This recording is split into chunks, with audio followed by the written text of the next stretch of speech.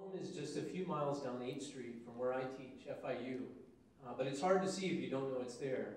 Like you just said, you turn left on Krome and there's no sign to tell you where to turn into the detention center. It's hidden. And when you get there, you're nearly in the Everglades. You have to go down a long gravel road to a giant security gate.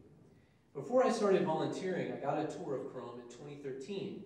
As I walked from the parking lot to the entrance, I remember hearing the sound of gunshots in the air. There's a firing range nearby. Then inside, I got to see where the men, usually 500 to 600, slept and ate. I got to see the room with the padded walls where they can lock people up when they have mental breakdowns. Then I saw the men dressed in different color prison uniforms, blue, orange, or red. The color indicates how serious your offense is. Of course, the offense that everyone has made is not having the right papers.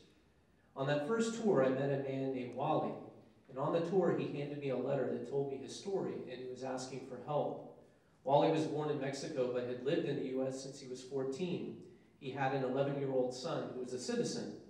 In February 2012, Wally was arrested at his house in Bradenton, near Tampa, because he was undocumented. He had no criminal record. The only reason he was being detained is because he overstayed his visa and then re-entered the country 4 times to be with his son. Wally didn't want to be away from his son. He crossed the desert in Texas near Brownsville and spent 4 days and 4 nights trying to get back to his 11-year-old boy. Wally nearly died from lack of water and exhaustion. Wally was fighting his case. Even though he didn't have a lawyer, he was representing himself. He read up on immigration law with whatever resources they had at the center, and he was doing everything he could to stop his deportation so he could return to Bradenton and his son. He said the men called him the jailhouse lawyer, as he helped them with their cases too. And what I remember most is how Wally's son wrote a letter at Christmas time to the deportation officer asking him to help his father. What a letter for an 11-year-old boy to write.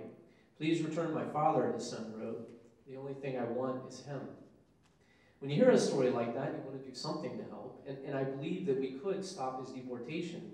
When I lived in North Carolina, my friend's brother was nearly deported. He was a college student who had lived in the U.S. since he was 2. We started a petition, did a media campaign, and were able to stop his deportation. So I thought, let's do the same thing for Wally. Some students at FIU and I started a petition, and the FIU Law School helped.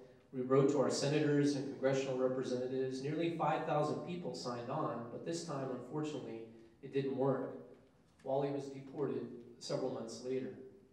And since Wally had re-entered the country, after being deported, his offense was treated as a felony. He wore the red, not the blue. And also, who gets to stay and who doesn't seem so random. Wally had not committed a crime other than wanting to be with his son. And Wally was really the only person I got to be close enough to at Krome where I could shake his hand. After that, all the visitations are through a glass barrier where you talk through a phone. Since then, I've met men from Cuba, Ethiopia, Eritrea, Bangladesh, Brazil, Colombia, Honduras, El Salvador, England, Jamaica, the Bahamas, and Haiti. I've seen many men get deported and lucky enough to see a few set free. Now, the main goal of this visitation program is to end the isolation, to talk to someone for an hour. We aren't lawyers, but when possible, we try to see if there are others who can help. Why does our government lock up all of these immigrants? Krome is one of the 250 detention centers across the country. I've learned what a big business it is, and the men at Krome know it. Because of a congressional mandate that politicians from both parties voted for, detention centers hold 34,000 detainees across the country. Every year, corporations earn $2 billion on running these centers. And of course, they like to give campaign contributions too. Keep in mind, all these visits have been taking place before our current president took power. Over the past 8 years, 2.5 or more million people have been deported. Now I'm worried things will get worse. It's humbling to think that just because I was born in the States, I don't have to worry about this. But my great-grandparents were immigrants.